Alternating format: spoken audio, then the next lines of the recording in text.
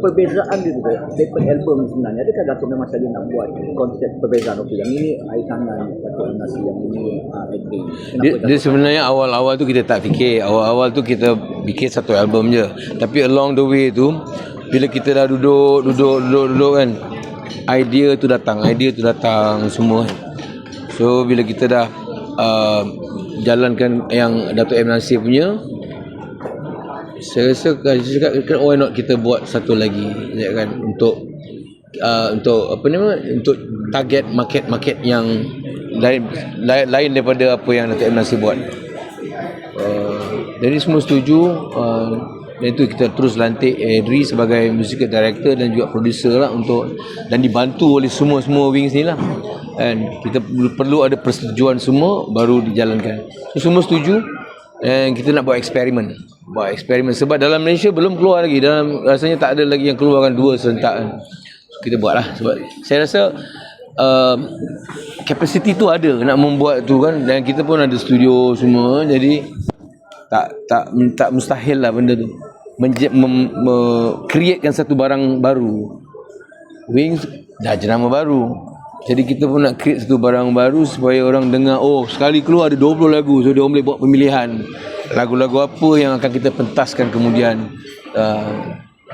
Sebab sekarang yalah, kalau boleh kita nak main lagu baru lah kan. So, kenapa pilih Datuk M. Nasir tu? Adakah sebenarnya nak mengembalikan momentum 90-an, 80-an dulu ke? Atau atas kapasiti apa masih lagi M. Nasir relevan pada Wing? Datuk M. Nasir ni dia ada satu touch yang luar biasa. Satu komposisi dia yang luar biasa, yang kita tengok live. Dia duduk, dia ambil gitar kan, okay, semua standby, ambil gitar, dia buat melodi dekat situ. Di situ juga dia buat, okey, buat ni. Jadi benda macam ini dia tak ada kat semua orang kan. Adalah beberapa orang, tetapi tak sebagus itulah, tak sebagus Datuk M. Nasir lah. Jadi benda magic dia ni yang kadang-kadang membuatkan lagu tu ada 10 tapi satu yang popular, yang ni album tu popular. Masih sama lah macam dulu ada style. Dia macam gitu. Dia macam gitu daripada dulu. Macam dulu dia buat apa? Sejati. Satu lagu tu je sebenarnya. Tapi album tu pergi sekali dengan lagu tu. So dia punya konsep muzik yang Datuk M. Nasir ni, adakah konsep macam ialah old school macam 80 90 ataupun ada? Oh tak, dia kita sebenarnya dia ada kenusantaraan. Nusantara punya style sikit. Dengan apa yang permintaan kami kepada ketika tu adalah untuk membuat Nusantara rock. So Datuk M. Nasir ada barang tu. So itu yang kita buatkan satu album, begitu konsep dia. Dan satu lagi kita go on new metal style kan, yang terkini, yang apa generation sekarang mahukan, yang itu kita buat. Ada dua pilihan penggemar muzik ni untuk memilih lah. Lama tak nak tunggu lagu daripada M. Nasir? Sebab ramai yang minta lagu daripada dia kan. So maknanya dia memang siapkan lagu Wings dulu lah. Datuk M. Nasir dia buat there and there. Dia bukan buat kat rumah, okey besok datang lagu ni. Tak, dia kat situ je, dekat studio tu. Spontan dia buat dia dengar okey. Yang tak okey kita boleh tukar. Kan, kita punya macam Wings, kita berhak untuk memilih. Rasa lagu ni macam tak okey, kita tak okey. Kan, masih cakap tukar lain lah kan, buat lain. Sediakan buat lah, nanti aku fikirkan dia. Esok datang lagi kan, dia buat. So proses dia berapa lama tu untuk lagu album? Tak ada limit. Sebenarnya dah berapa tahun dah dalam studio, bertahun dah. Lagu tu, lagu dia. Untuk dia punya sebenarnya dah settle dah. Cuma kita yang nakkan sesuatu yang lain. Lepas tu dalam masa yang sama kita tersangkut dengan latihan konsert sana, konsert sini, lepas tu ada shooting lah apa benda. Waktu itulah, sekarang saya tak ambil shooting. Jadi benda tu delay, dan saya cakap okey, kita tak perlu nak cari apa pun, tak perlu nak rushing pun. Biarlah semua ni dapat berkarya dengan elok, ya kan? Dan lepas tu ada kejadian pula 2 ahli keluar kan, dia mencari ahli baru pula. Dia ada benda yang berlaku ni yang membuatkan dia delay sedikit. So Dan maknanya dia record balik record semua balik. yang masa dah halfway tu macam mana? Dah dekat habis ke macam mana? Sebelum masa Dah habis. Dah 16 lagu. Dah ada 16 lagu. Jadi semua tu buang. So progresnya sekarang dan jangka lancarnya Kita tak ada limit time lagi lah. Masing-masing lagi tengah mendapatkan magic daripada Dato' M. Nasir. Masih lagi nak menunggu magic tu. Dan dalam masa yang sama kita proseskan satu lagi yang baru. So nanti kita akan keluarkan dalam box set untuk kita keluarkan. Dia kalau kita rushing atau push seseorang tu buat kerja, macam contoh push saya untuk menyanyi dengan keadaan yang saya tak ready, tak jadi.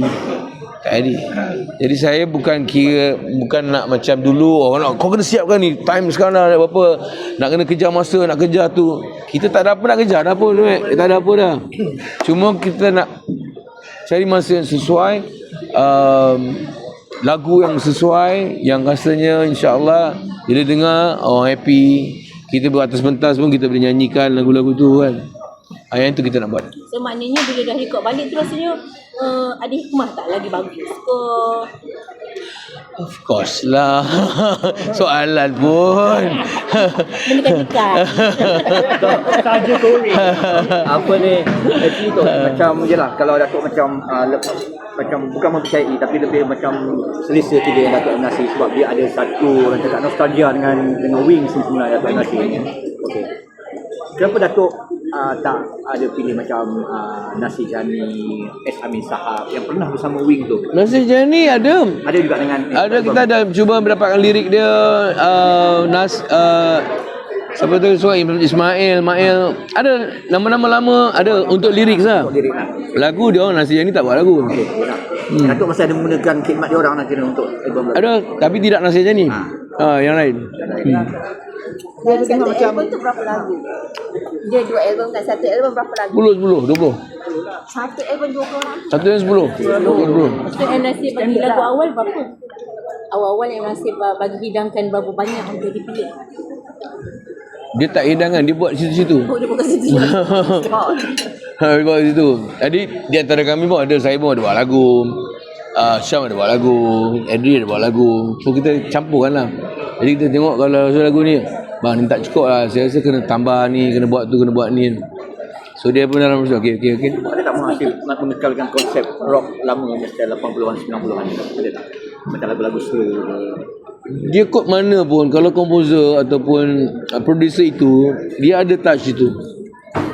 Modern current punya komposer dan producer lain. Dia modern touch. Kalau dulu dia akan tetap dulu punya touch. Tapi dia nak blendkan masuk ke modern touch tu, kita kena buatkan lah.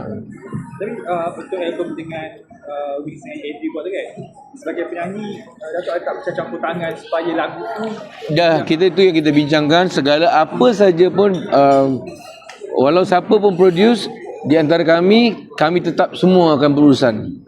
Tidak ada kau cakap seorang, ya aku nak buat macam ni, kena ikut. Tak. Kalau rasa kita tak ada kesesuaian, tak boleh.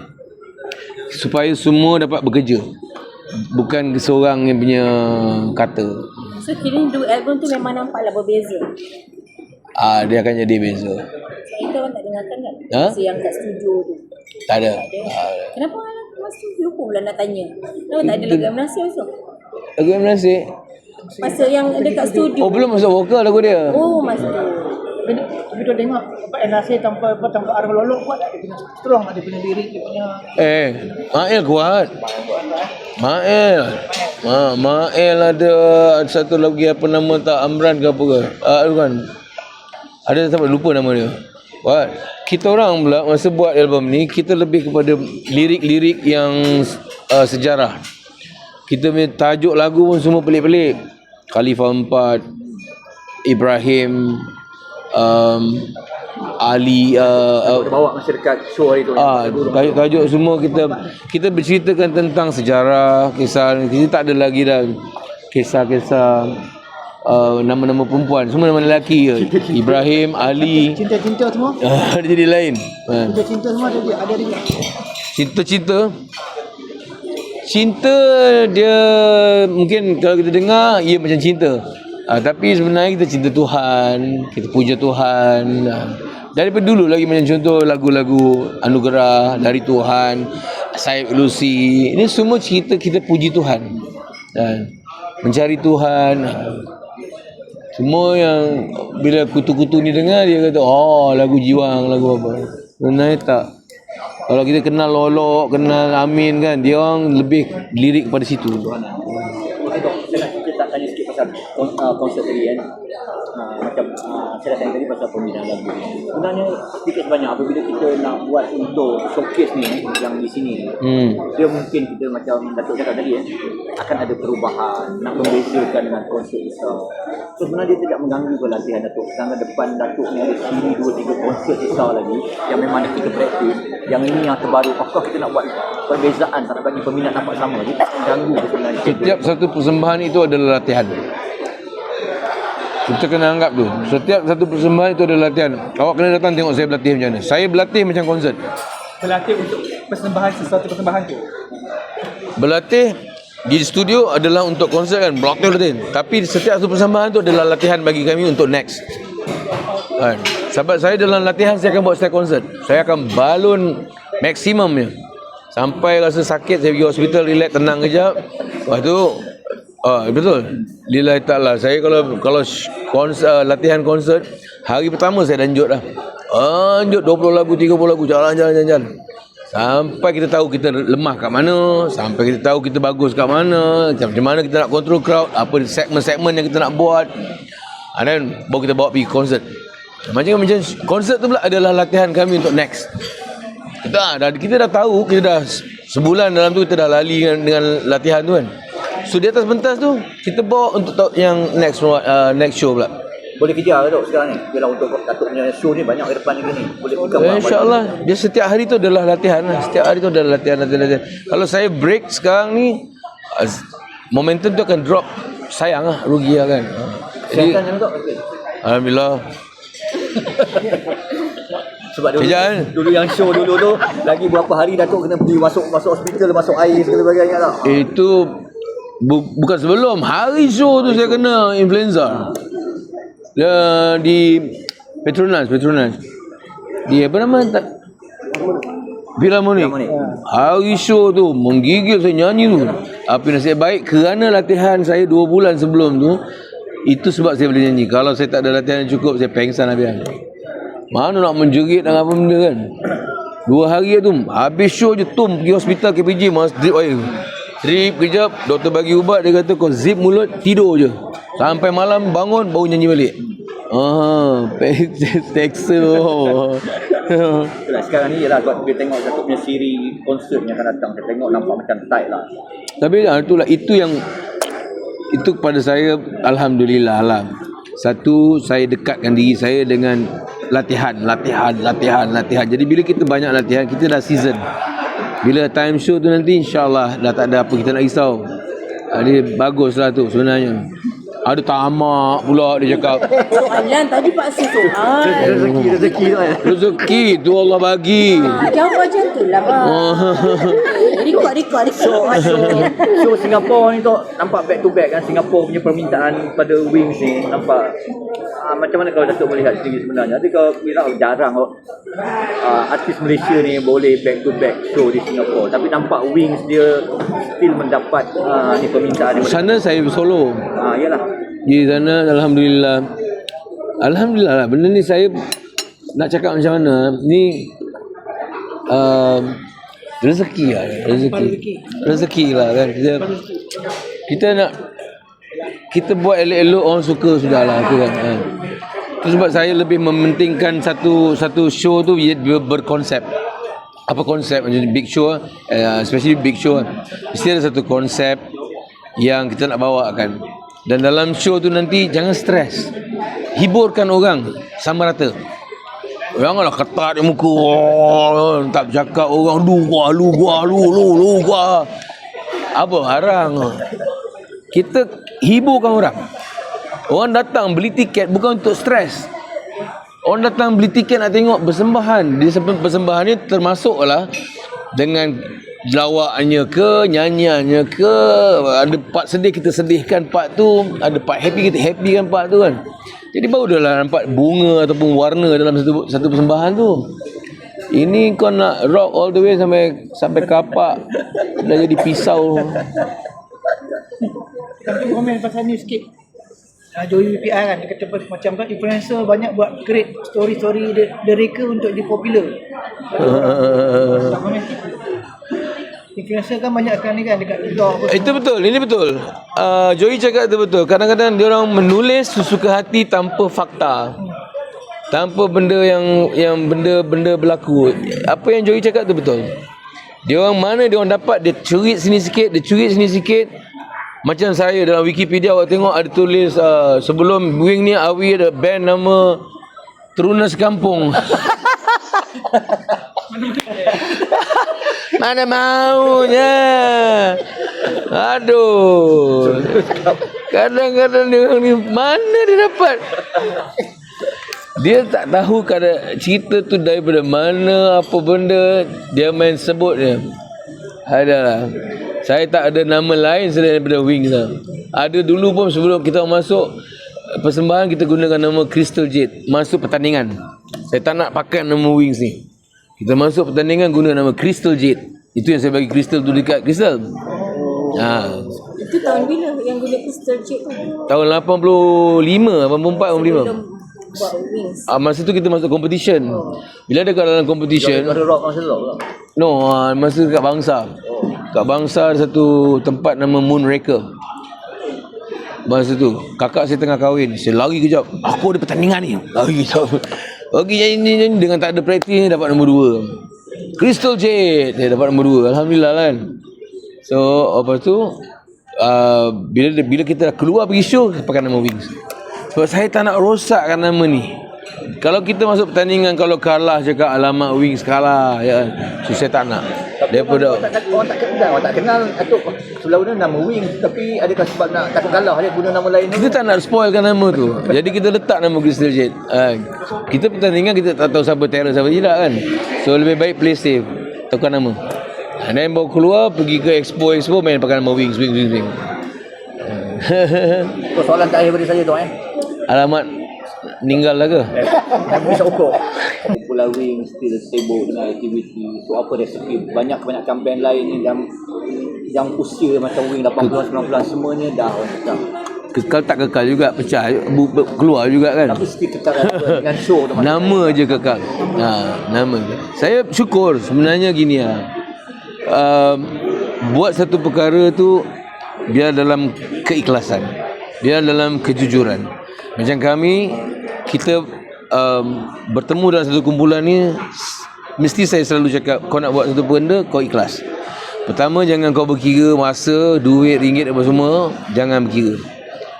Kalau start mula berkira, ya aku tak cukup ni, besok tak nak datang, tak cukup ni lah. Itu jangan duduk dalam satu band.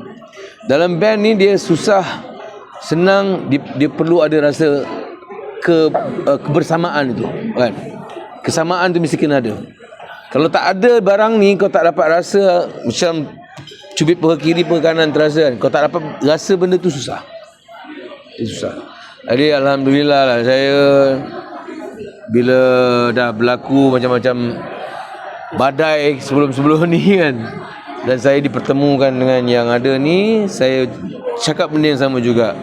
Kalau boleh sekali, insya-Allah hingga ke jannah. Kalau tak boleh, kau sekarang boleh angkat kaki jalan kan. Kita nak biar seia sekata. Lepas tu buat berlatihan, jangan ada limit time. Benda tu kadang-kadang kita masa nak kena hormat juga masa dia kan. So cari satu yang ample time, yang betul-betul okey. No limit. Practice. Ini kerjaya. Kalau kerjaya ini kau tak boleh buat seadanya, seeloknya, jangan duduk dalam kerjaya ni. Cari kerjaya lain. Pergi jadi pemancing ikan ke apa kan. Boleh buat sesuka hati. Siang, malam pergi boleh sesuka hati. Ini kena fokus dan kena ikhlas. Merah sekarang ni dah lebih dikenali, lebih orang cakap yalah dia, saya nampak dengan cara dia sendiri. So Datuk tak ada macam fikir ataupun Datuk memang tak nak campur adukkan Merah dengan kerjaya Datuk. Merah pada saya nak dia belajar dululah. Di dalam universiti sekarang, biar dia settlekan pelajaran dia, biar dia tunjukkan jadi sertifikat, okay, done. Kau dah dapat degree, kau nak hold pergi master ke apa, kemudian tu kau fikirlah. Degree je. Bagi saya degree je. Lepas tu saya cakap dengan dia, Merah, aku ada 2 studio. Duduk dengan Daddy sekarang ni semua the best musician dalam Malaysia. Kau nak pakai siapa? Kau nak genre apa? Kau fikir sekarang. Lepas kau habis belajar, kau boleh buat. Pergi belajar dulu. Belajar dulu. Sekarang ni itu hari masa hari raya tu dia agak sibuk jugalah, show sana show sini. Jadi dia punya markah peperiksaan agak turun sikit. Jadi yang dia berjanji lah, dia kata insyaAllah dia cuba balik lah, nak pop up balik. Tapi Datuk tak menghalang lah kerjaya dia kalau dari Saya tak pernah halang anak-anak saya. Macam Puteri pun dia terbabit dalam drama apa, pelakon kan.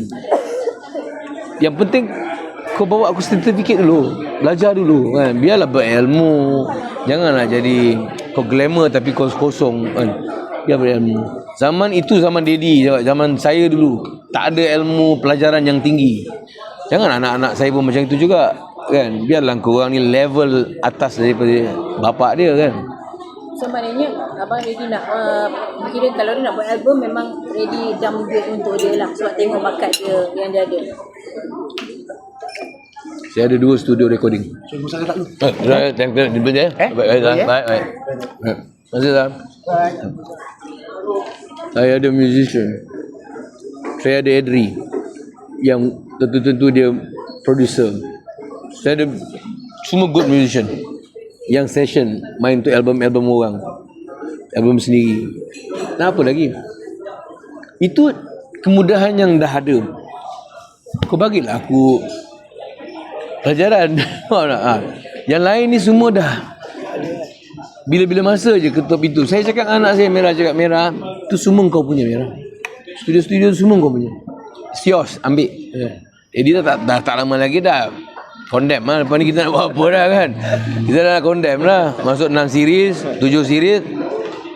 Dah tak boleh nak menjegit dah. Ambil jaga dia elok. Apa yang kau belajar sekarang ni kau manage je. Kau besarkan je company ni. Company tu kau ambil, kau punya. Tapi macam sebelum ni Merah ada bercakap lah macam bapak dia menyokong, tapi abang saya terang-terang ada tak memuji dia yang memang dia sebenarnya ada bakat, ada suara. Saya tak puji dia depan. Itulah sebenarnya sekarang abang dah mengesahkan yang Merah tu sebenarnya memang ada bakat. Dia berbakat. Bukan sebab dia anak awi orang panggil dia pergi show. Saya kalau nak push dia daripada awal, saya dah boleh push lah. Saya platform untuk push dia tu banyak kan ada. Macam-macam konsert saya boleh buat kan.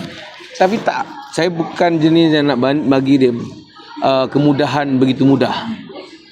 Dia mesti kena struggle, dia mesti kena tahu daripada bawah dulu. Dia mesti kena follow rules ni dulu.